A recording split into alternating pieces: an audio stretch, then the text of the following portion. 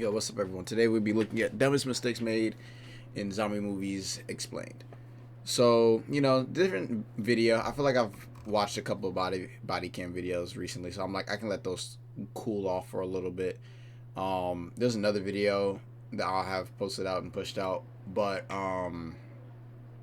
yeah. So with this one, hey, we're just gonna see the dumb mistakes. I feel like I know what these mistakes are. I mean, I feel like we all do as a viewer if we're watching a zombie movie, but we're going to look at this in a different kind of scenario. We're going to see if we can survive these kind of scenarios as we're watching.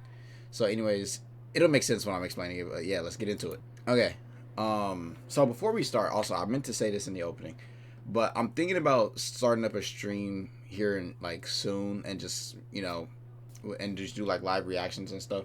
I want to see, because I know I always get a few couple of views. So I want to see out of those few couple of views who would actually like rock with it enough to come and check it out. Anyways, it goes. I'll be live streaming. We just play video games and stuff at some point. Anyways, but I've just been thinking about starting it sooner. But anyways, let's get into it. Zombie movies have produced some of the dumbest decision-making in cinematic history. Characters who supposedly want to survive do the exact opposite at every opportunity, and the mistakes are so predictable, you could set your watch to them. So today, I'm breaking down the absolute dumbest mistakes people make in zombie movies, and why they're even worse than you think.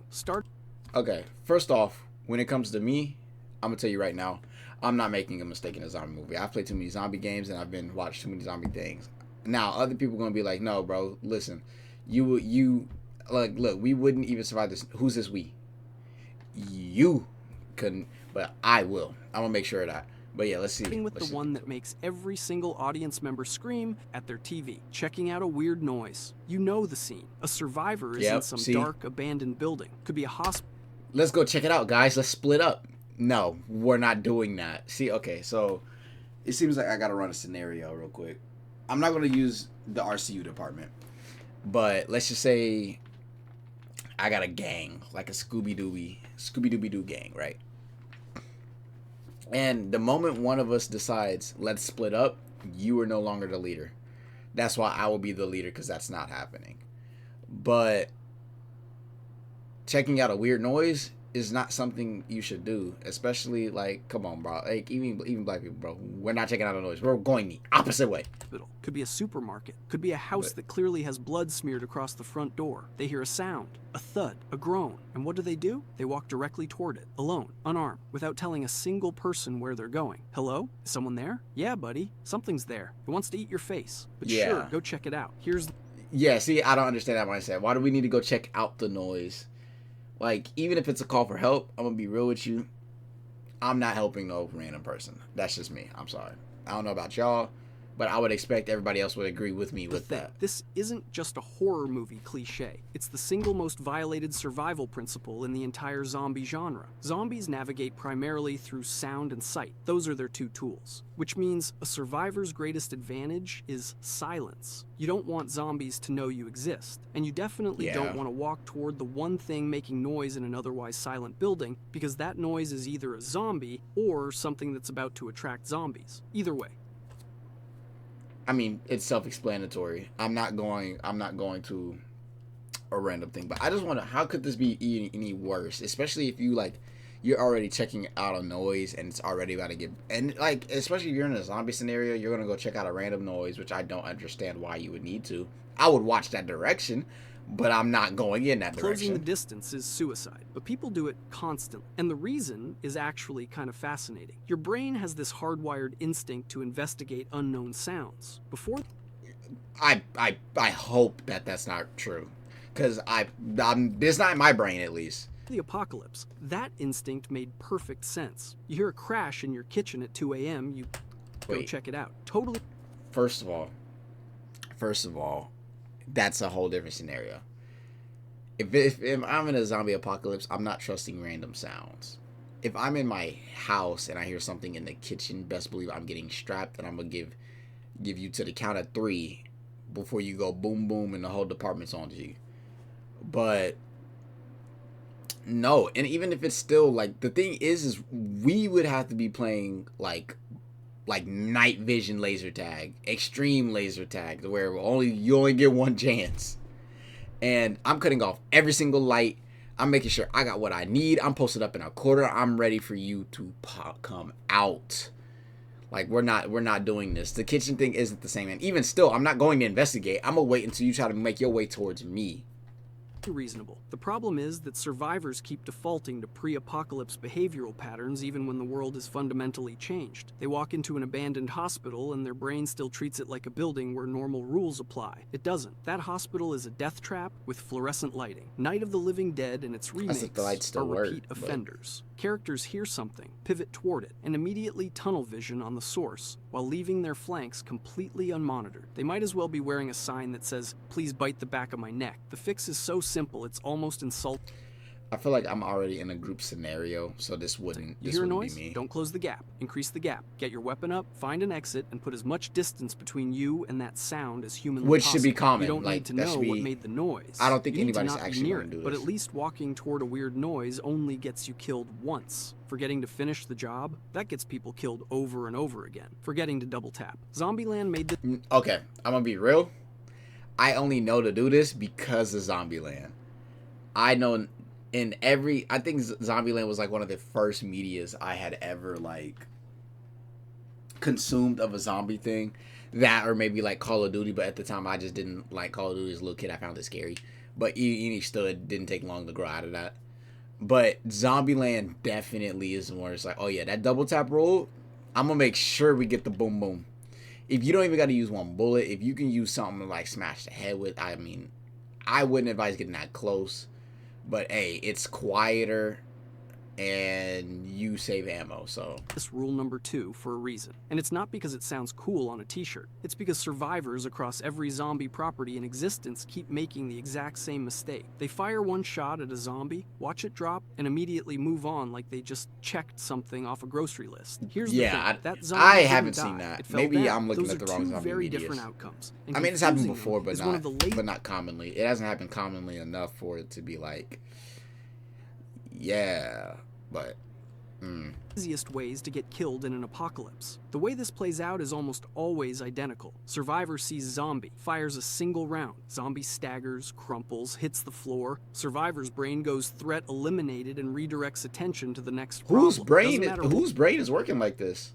But because about 4 seconds later, that first zombie is back on its feet and now it's directly behind them, which is, not ideal. The psychology is actually pretty straightforward. Under extreme stress, your brain runs on shortcuts. A falling body triggers the same mental response as a dead body. Your threat detection system files it underhandled and moves on. The problem is that a single round often stuns a zombie without destroying the brain tissue, keeping it animated. You didn't kill it, you inconvenienced it.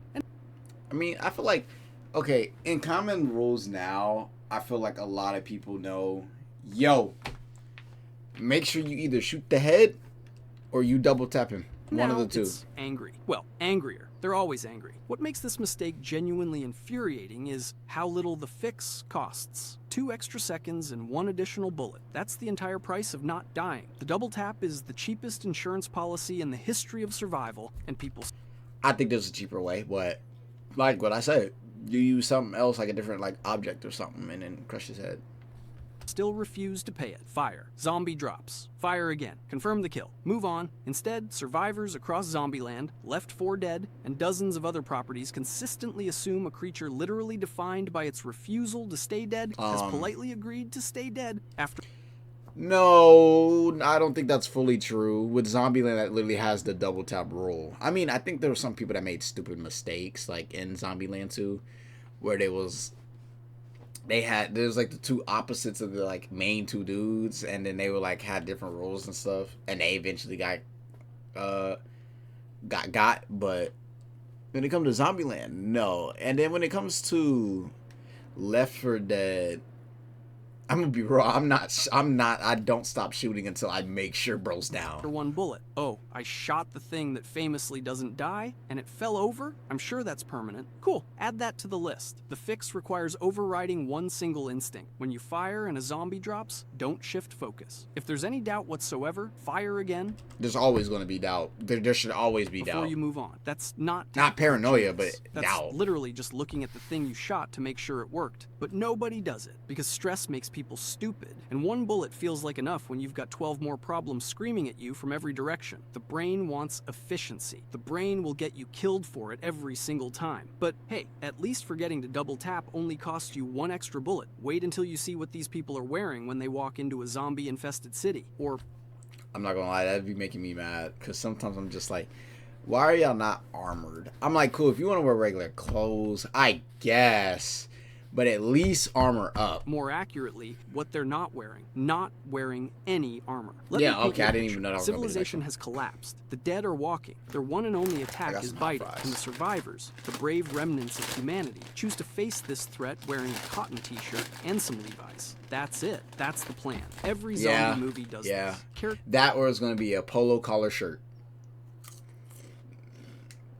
You're either wearing a t-shirt or a collared shirt or one of these jackets. Actually, this is a perfect one. So it's like, you never really... like, people... I don't know why people wear the same fits. I think it is going to work. Oh. I don't know what was... I think my hot fry was laced. Sprint through hordes of creatures whose literal only offensive capability is sinking teeth into flesh, and nobody thinks to put on something thicker than what you'd wear to a barbecue. The entire human race is getting wiped out because no... Oh yeah, shorts too. I mean, some of them wear pants, but they wear pants with holes in it. Even still, they somehow get bit. Which, I don't know. Is the human teeth strong enough to just bite through jeans? I mean, I know the human teeth is capable of a lot, truthfully. More than we know, but like, are they really biting through some jeans? Well, I guess actually no.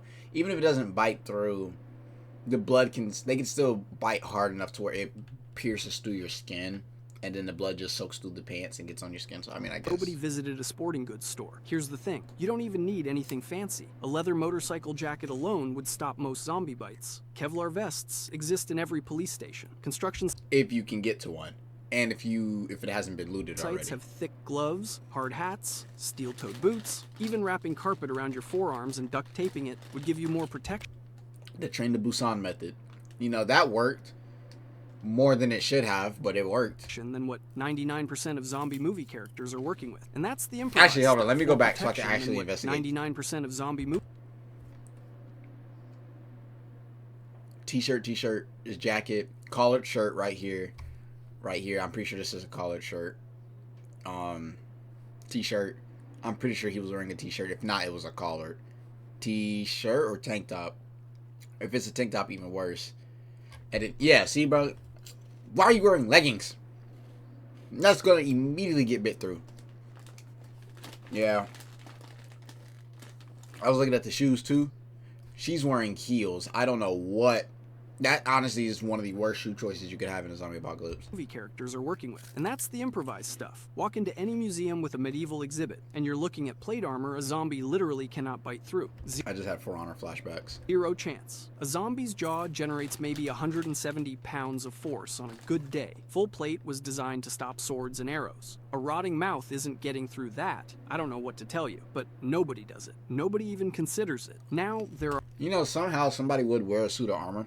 I promise you, somebody in the zombie apocalypse, that's going to be a bunch of people's ideas were a suit of armor. Find their nearest one they can. I'm going to tell you right now, you're going to walk out one day, and there's going to be a zombie in full metal armor. And you're going to only look and be like, how? Are reasons. Sort of. Armor is heavy, which reduces mobility. Metal plates make noise, which could attract more zombies. Heat stress becomes a problem in summer. And here's the darkly funny one. If you're covered head to toe in protective gear, stumbling around making clanking noises, another group of survivors might shoot you because they think you're a zombie. Hey, what's that shambling metal thing? I don't know, Derek. Shoot it. Cool. You survived the bite only to catch a bullet from a guy named Derek. Then there's the social angle. Show up to a survivor camp looking like a medieval knight, and everyone assumes you're hoarding supplies or too dangerous to trust. So people... That or you're in some kind of cult. So, yeah, if I'm coming up into a survivor camp, and I got a full suit of armor... Now, if somebody came up to our camp, I'm going to be like, yo, that's what's up, because I like knights, so I'm going to be real, that's where you would probably get me. But I'm not gonna lie, you come up pulling up in a suit of armor, and if you have a horse too, I'm gonna look at you and be like, where's the rest of your band? Like, you're not fooling me. People deliberately under armor themselves to appear less threatening, which is, not ideal when the alternative is dying from a single bite. But here's where the logic falls apart. Every one of those downsides is a mild inconvenience. You're a little slower, you're a little warmer. Derek might get confused. Meanwhile, the upside is that you become functionally immune to the one thing that kills everyone. The risk-benefit calculation isn't even close. You're trading slight discomfort for near total protection against...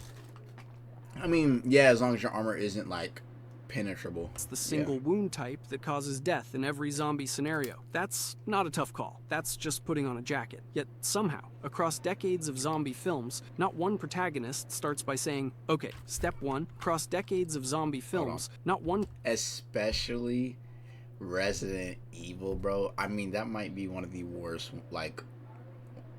ones. Especially this one, bro. Bro, I'm gonna tell you right now, I'm not a fan of these Resident Evil movies, bro. They suck, and I genuinely think they suck. If you don't think that they're bad, I don't know what you are. You must just be a fan of her. That's fine. But the Resident Evil movies themselves are boo-boo. I will say there are some funny parts in it, though, that I think I'm always going to be that favorite. Like the dude that's in the tunnel with the lasers. Oh, my God, bro.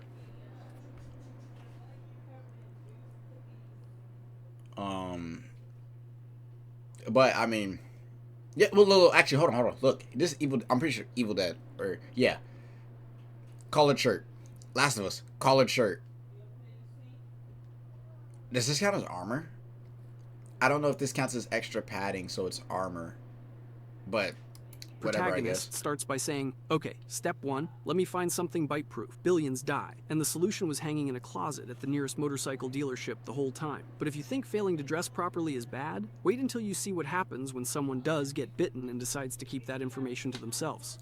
I don't know why they do that, bro. Just come on, just like let us end it, bro. Especially if it's like a zombie virus that's super contagious, like it's rapidly spreading.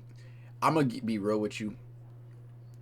You might as well stand in that corner, and I'm gonna do you the justice of being patient, especially if you a friend of mine. I'm gonna look at you and be like, stand in that corner right now, bro. If you turn out to be immune, depending on how fast it like changes you, you're good. I'm gonna make sure you're at least immune first, but if you're not, pop right there, quick and fast. I ain't gonna let you turn fully. A zombie but as long as you're starting to turn, I'm gonna make sure I get you right. That I genuinely can't bring myself to call stupid. Reckless? Sure. Catastrophic? Absolutely. But stupid? No. Because if you really sit with it for a second, hiding a zombie bite is the most human response on this entire list. Think about what immediate... The main point is you're gonna get got anyway as it goes. So it's like, would you rather let the virus take you out and you potentially take out your peoples with you? And be selfish like that, or you gonna be like, yo, bro, this is it for me. Go out like a hero. I should say you go out like a hero. Disclosure actually means in most, and especially if there's no cure, and you know good and well you're not gonna get cured. Yeah, survivor groups. You walk up to your people, the ones you fought beside, bled beside, and you say, hey, I got bit, and what happens next? In almost every group we've seen in zombie fiction, the answer is a bullet, immediately. No discussion, no waiting. Yep. I'm with that notion. But I'm at least going to give you a chance. Now, is that risky? Absolutely. But what I want you to do is just go the furthest away in the nearest corner. Shoot, if you could be tied up before that, we're going to tie you up. We're going to make sure. Give it 24 hours if it's one of those kind of infections. And I'm going to wake up in the morning. You're still tied up. You're a zombie. Gone. But, hey, you survive. And you somehow be the 1% of people that might be immune. Welcome to the team, brother. But just know you're still being watched for a little bit. Just in case. Period. No. Let's see and how this plays. And don't get bit again. Is out. You're dead before the infection even has a chance to spread. Telling the truth is literally a death sentence. And then we sit. Well, yes, but anyways it goes. You telling the truth is a death sentence, but you not telling the truth is also a death sentence. Here, wondering why people lie about it. The psychology is layered in ways that most films never bother to explore. First, there's the irrational hope. Maybe I'm immune. Maybe someone in this group has a cure. Maybe if... Yeah, but if you're honest, I mean, I'll give you a chance. If you be honest with me, yeah, yo, bro, I got bit. I'm gonna miss you, man. If you're not immune, get in that corner. You know the rules. If I just hold on long enough, something will change. It's delusional, but it's also exactly how the human brain responds to a death sentence. Denial kicks in hard and fast. Second, there's the identity collapse. The moment you reveal that bite, you stop being a fighter, a leader, a parent, a friend. You become a threat. That's true. That's true, but I mean, you're still gonna be a friend to me, or whatever you are. You are a threat, and I'm gonna treat you as one, but I'm gonna still give you the respect that you deserve as whatever your previous title was. The relationship you've built evaporates in a single sentence. Your brain fights against that with everything it has. And then there's the fear, not of dying specifically, but of how you die. Knowing that your own people are gonna put you down like a rabid dog creates a kind of anticipatory. To be fair, you're not gonna get put down like a dog. I refuse to let you go out like that, but you are going to get a warrior's death.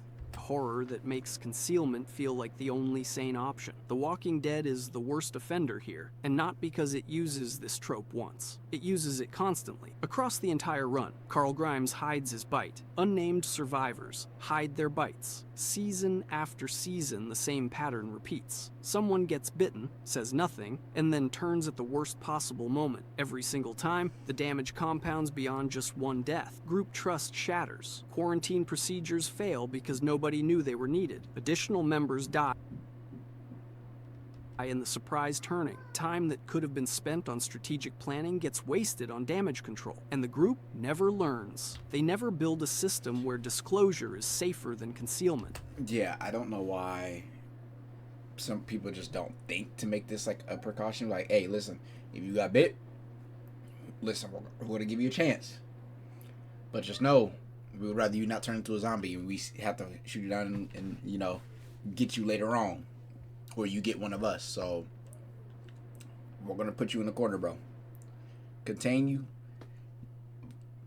If you turn, we gonna make sure you get it. That's the real get failure, the right ending. not the individual hiding the bite. The group that made honesty a death sentence and then acted shocked when people chose to lie. The solution is uncomfortable but straightforward. You build a culture where a bitten survivor gets dignity in their final hours. Controlled quarantine instead of instant execution. Agency over how their story ends. You make the consequences for concealment severe enough that the math shifts toward transparency. Because right now in every zombie movie, the calculation is simple. Tell the truth and die immediately, or stay quiet and maybe, just maybe, survive. Nobody...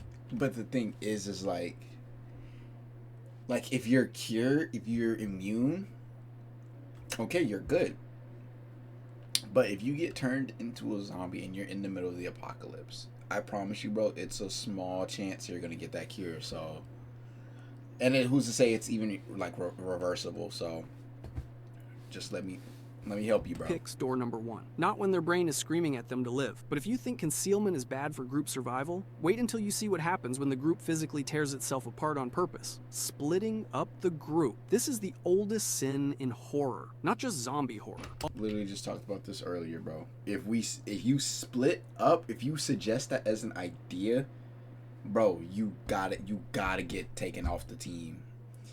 Like, there's maybe one scenario out of like an infinite amount that I'll accept that as an option, but that's not in this case. No, all horror. And somehow, after decades of movies, shows, games, and an entire franchise literally built around survival rules, characters still do it. They still look at their group of 5 armed, capable survivors and go, you know what would be smart? If we all went in different directions. Here's the thing. Zombieland didn't invent the buddy system. Kindergarten teachers invented the buddy system. Zombieland just pointed out that it also applies when the dead are walking around trying to eat you. And but you know, that just, common sense just goes out the window for some reason.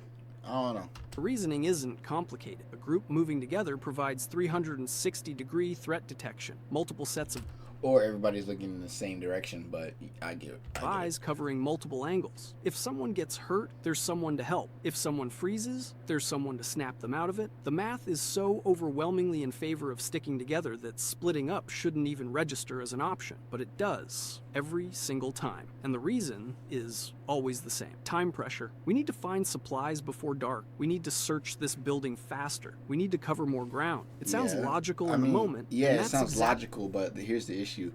If it's a building that you haven't mapped out, and also on top of that you haven't cleared, there's no point in doing that. Exactly why it kills people. The perceived urgency overrides every rational survival instinct the group has built up over days or weeks of staying alive together. A group splits up in a supermarket to grab supplies faster, sacrificing a proven safety Yeah, no, take it bit by bit, step by step. You can't just rush into it. advantage for the theoretical benefit of saving 20 minutes. Cool, add that to the list. Let's talk about what actually happens when you're alone versus when you're grouped up. A lone survivor facing a zombie has exactly 3 options: run, fight, or hide. That's it. Those are the moves. A group of 5 at the same location can coordinate attacks, execute split maneuvers that exploit the fact that zombies chase. You literally could jump the zombie. Like, I don't see why you would purposely thin out your numbers. Like, what if somebody's tailing you and you don't know that, and then y'all split up and y'all start getting in picked straight off? lines, Like, maintain layered defense where one person engages while others reposition, and selectively choose which threats to deal with and which to avoid. The survival probability difference isn't marginal, it's enormous. But filmmakers don't care about survival probability, they care about tension. And a lone survivor stumbling through a dark hallway is infinitely more cinematic than 5 people methodically clearing rooms in formation. That's the meta-reality of this mistake. Characters split up because isolated characters create better scenes. The genre needs you alone so it can scare you properly, which is, not ideal for the character. Days Later does this. The Walking Dead does. Did they do that in Days? When did they split up? I'm trying to think of the first one. The first one, they didn't really split up. I just think one dude had got like knocked out or something, and then in the second version of the movie, or the second movie, no, maybe it was like the third one they maybe split it up, but this I don't know. constantly, sometimes multiple times per season. Zombie comedies do this specifically to make fun of the fact that everyone does this, and then the characters in those comedies do Which it makes no anyway. sense, Death 'cause why does spiral everybody is do this? always This is actually identical. one of the dumbest Separated things. survivor encounters zombie, cannot summon help, becomes overwhelmed. Oh. 3 steps. And also because I just saw it, bro. What was the movie? He literally just said it. Rise of the Dead, whichever one was like the first zombie movie where they were just moving slow, bro. No one in that movie, even if you didn't know what a zombie was at the time, I'm gonna tell you right now, bro, you should have not have lost to that. Same thing with The Walking Dead. Like, sometimes I think The Walking Dead is actually truly beatable, but I just think people are stupid. Every time. You'd think someone would notice the pattern. The real kicker is that the groups who split up almost never actually accomplish the objective faster. The separated member runs into trouble, Also true. the remaining Yep. group has to go find them, and the whole Yep. operation takes twice as long with Yep. half the people surviving it. So the speed advantage was never real to begin with. It was just fear wearing a productivity costume. But at least splitting up only gets a few people killed at a time. Wait until you hear about the survivors who bet everything on one person in a lab coat, trusting a shady scientist. Yeah. Let me tell you. I'm gonna tell you right now. I played The Last of Us, specifically part 1. I'm not doing part 2, bro. Part 2, boo boo. But when I played The Last of Us, and they're like, "Yeah, bro, you gotta deliver Ellie to like the fireflies and stuff. She's gonna be the cure." Already off rip, I didn't like that idea because it's like, okay, but for one, you're having me do a mission that you could do. Second, it's like that doesn't seem like a good idea. If she's the only person immune and you're trying to make a cure, is it even like possible to even get enough of the sample of the cure without ending her, and then on top of that, whatever sample you got is not enough to mass manufacture? So it's just I don't. You about the funniest death in What did I zombie just watch? movie history. In World War Z, the United Nations Okay, World War Z was just a bunch of plot armor and BS. I'm gonna be real. That man should have not survived. sends virologist Andrew Fassbach to South Korea. Unless you're Supposedly literally him or the me, brightest then I mind guess. on the planet when it comes to infectious disease. Humanity's last hope. He arrives at the military base, steps off the plane, slips on the wet ramp, and accidentally shoots himself in the head with his own gun. That's it. That's the whole arc. Humanity's best chance at a cure lasted approximately 11 seconds on the ground. And honestly, Wow. it's the most realistic thing any zombie movie has ever done, because it perfectly captures how stupid it is to bet everything on one person with a lab coat. But Which here's the is thing. very Characters true. in zombie movies do this constantly. From World War Why is it just one person? You tell me only one person was smart enough to figure this out? Z to Resident Evil to I Am Legend. Resident Evil's not the same. Them zombies dangerous. The plot always revolves be around throwing some cars. scientist or research facility promising a cure that motivates entire groups to do incredibly dangerous things. They abandon fortified Probably positions. stop They eating cross these. zombie-infested territory. They hand over weapons, supplies, and trust to people they've never met, all because someone whispered the magic word, vaccine. Think about it logically for 2 seconds. The vaccine, there's not enough of it to go around. The outbreak already happened. Every hospital, every pharmaceutical company, every government research lab already failed to prevent or contain this thing. Well, it depends. Like, if it's spreading rapidly, yeah, they're going to fail. There's no point. I mean, yeah, you can get a cure for yourself, I guess, but it ain't going to really do much. But if it's like, if the world gets time to do it, then yeah, I can see them succeeding, but Entire global medical infrastructure collapsed. But sure, one guy with a microscope and a dream is going to figure it out in a makeshift lab while zombies bang on the walls outside. Hey, could you keep it down? I'm trying to do science in here. The Resident Evil franchise runs almost entirely on this mistake. Umbrella Corporation didn't just fail to cure the T-virus. they made it. They created it. Then Exactly. See? they kept experimenting on it. Then those experiments escaped. Did they escape or they let him out? Then they promised they could fix it. Then those fixes also escape. At a certain point, you have to wonder if maybe the scientists are... Umbrella Corp is so like a horrible company because I genuinely they're evil. They're an evil company. But imagine if this is like an actually genuine company trying to make sure they like get things right and fix it. Because you made the like, because you know a lot of people do that. They make viruses, experiment with things, and that's how things are made. But then when you let it loose, it's your fault that it got out. So you're not, okay, hold on. I can fix it.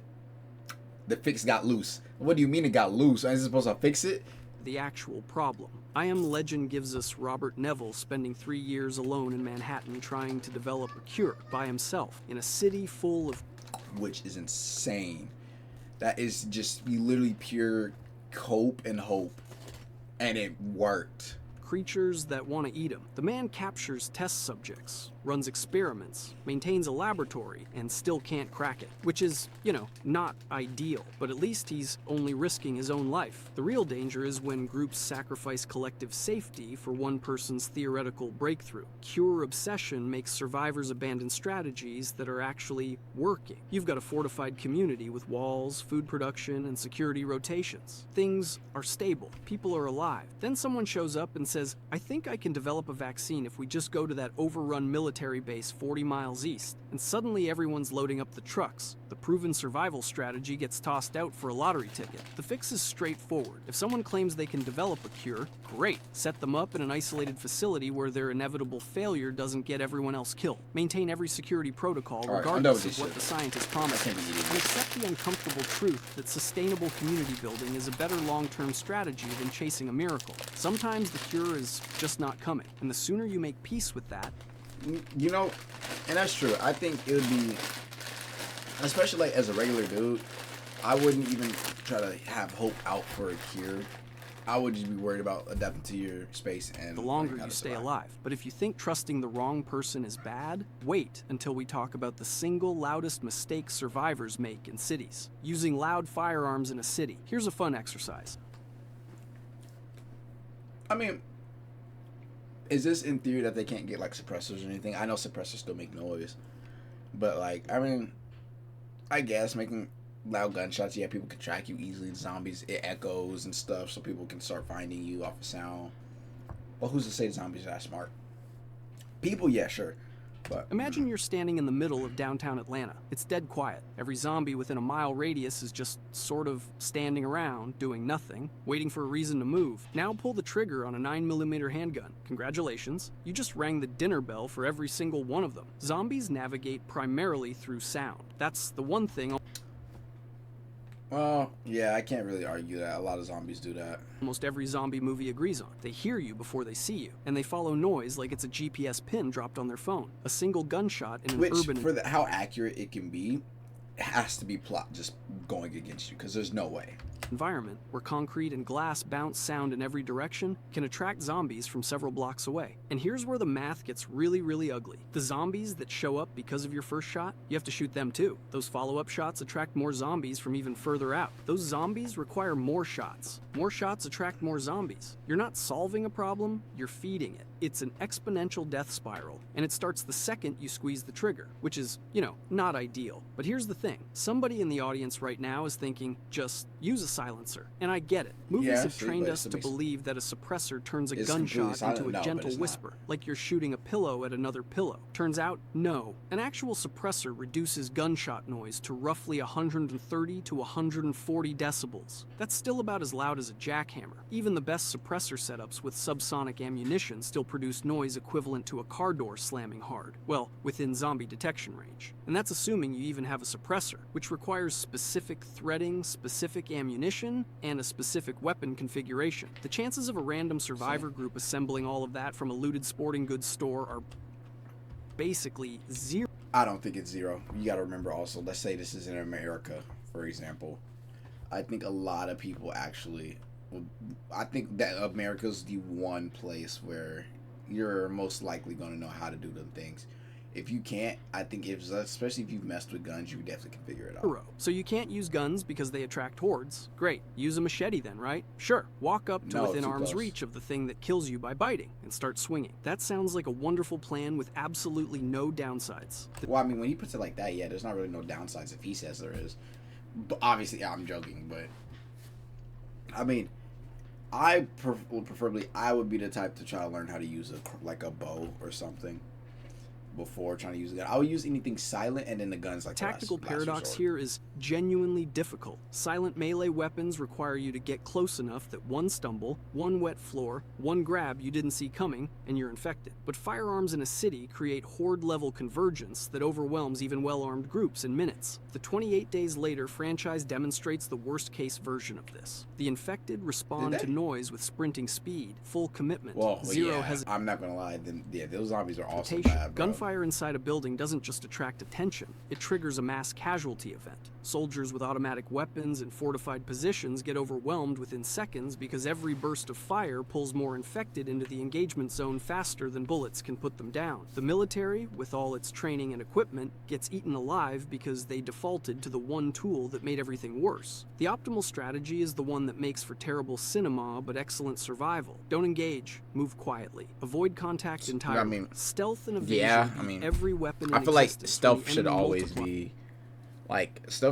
first before anything. Don't just go out looking for it. I feel like a lot of people would have an actual understanding of how how they should move in a zombie apocalypse. But I'll be real, in the world that we are right now, and the fact that people's attention span are barely 30 seconds.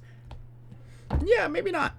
Every time you fight back. But nobody's buying a ticket to watch someone successfully tiptoe through a parking garage for 90 minutes. So characters keep pulling triggers, and the zombies keep coming. But if you think loud, fast zombies are the scariest thing out there. Wait until you hear why the slow ones might actually be worse. Underestimating the slow ones. Every single person watching... This may got me, because I did just say The Walking Dead, nobody should die. Should have got in that. But this let me see what he better say. Instinct. This one might actually prove me wrong. You see a fast zombie sprinting at you like something out of 28 Days Later, and your brain screams danger. You see a shambling walker dragging itself across a parking lot at the speed of an arthritic grandma pushing a shopping cart, and you think, I'm fine. I can literally walk away from that. And you're right. You can walk away from it. But here's the thing. That slow zombie you just laughed at is the one that ends the human race. Not the sprinter. The walker. Let me explain. Because this goes against everything your survival brain is telling you. Fast zombies are terrifying on an individual level. Nobody's arguing that. A rage-infected sprinter will absolutely destroy you in a one-on-one encounter, but zoom out and look at what fast zombies actually do to a region. They consume rapidly. They tear through a local population like wildfire, infecting or killing every available human within days or even hours. How does the slow ones? They've depopulated the entire region. Nobody left to infect. The fast zombies either starve, hit a geographic boundary injury, or burn themselves out chasing the last few survivors into impossible terrain, fast zombies are a local extinction event. Horrifying, absolutely. Is he just saying but like the slow containable. zombies just gonna Slow last longer? zombies are the opposite, and that's exactly why they're worse. A Romero-style shambling horde doesn't consume a population. It displaces one. The horde advances at walking speed, which means survivors can outrun it. So they do. They flee. They become refugees. They pour into the next town, the next city, carrying panic, chaos, and, most critically, undetected infections with them. That person who got scratched 3 days ago and hasn't told anyone, they're now in a refugee camp with 10,000 other people. The infection front moves faster than the zombies themselves, not through zombie locomotion, but through human migration. Max Brooks laid this out with devastating clarity in World War Z. Slow zombies create a sustainable transmission pattern. The horde pushes refugees. I don't get it. I'm trying to understand this one. Oh, so slow zombies just push them out? I mean, fast zombies will do that too. So, I mean, I can see you being saying like slow zombies burn energy slower. Okay, I can get that. Ahead of it, But like a wave pushing debris. Those refugees carry the infection into clean territory before anyone realizes what's happening. New outbreaks what? ignite in cities that haven't even seen a zombie yet. The infection spreads from the edges inward, converting civilization piece by piece in a pattern no quarantine can contain because the carriers look healthy until it's too late. Fast. I'm so confused. Is he saying like slow zombies infections take longer? I'm confused what he's saying by that. Zombies burn hot and die out. Slow zombies spread cold and never stop. The reason this mistake keeps getting made, both in movies and in every hypothetical zombie conversation you've ever had at 2 a.m., is a deeply human cognitive bias. We perceive speed as danger. A thing moving towards you quickly triggers every alarm system your brain has. Yeah. A thing moving towards you slowly doesn't. I mean, your brain rightfully so. categorizes it as manageable. Something You know, that is kind of true, because I'm thinking like, you know, I can survive that. Like, I can move. So that's definitely true. you'll deal with later, but later I wouldn't say deal with it later. is exactly how slow zombies win. You keep pushing them to later until later becomes everywhere, all at once, with zero clean territory left. So the next time you're in one of those debates about which type of zombie is scarier, remember this. The fact that I just saw Nemesis from Resident Evil on that list, on that thumbnail, yeah, bro. Best believe that's going to be the worst one out The there. sprinter that terrifies you is One of a the forest worst fire. ones. Devastating, but it burns out. The shambler you can outrun is a glacier. You'll never feel it coming. And by the Yeah, but the thing is it's not going to get the jump on me. Like, it ain't going to rush me. I'm seeing it, so I can easily take it out if I need to. It's not underestimating it. I mean, yeah, if there's no other way out of it, yeah, I'm going to make sure bro gets, time you know, realize taken it's care already of. everywhere. There's nowhere left to go. The zombie you can outrun is the one that ends humanity. And that might be the dumbest thing we consistently get wrong about the entire genre. If you enjoyed this video, No, the only one I don't agree with is the slow one. I mean, underestimate, yes, I'll agree with, but saying like, oh yeah, that's going to be the more dangerous one than the fast ones, I do not agree with, because I think I'm in the mindset of, since it's here, I'm gonna make sure we take care of it. Just because it's slow is not like, oh yeah, I can leave that one for later. No. We're still trying to eliminate the threat, and we're still moving how we need to. But if we're just like, okay, let's just get rid of bro so he's not a threat later kind of thing, we can take him out silently, yeah, do that. But I don't see the play in saying like that one's more dangerous when I think it's way easier to take out. But with that being said, leave a like, subscribe, comment, hit that bell. I'll put the original video in the description. I like this one. It really had me locked in. I try to like do as much commentary as I can, but sometimes I do get locked into these videos and I be thinking. But yeah, with that being said, until next time, peace.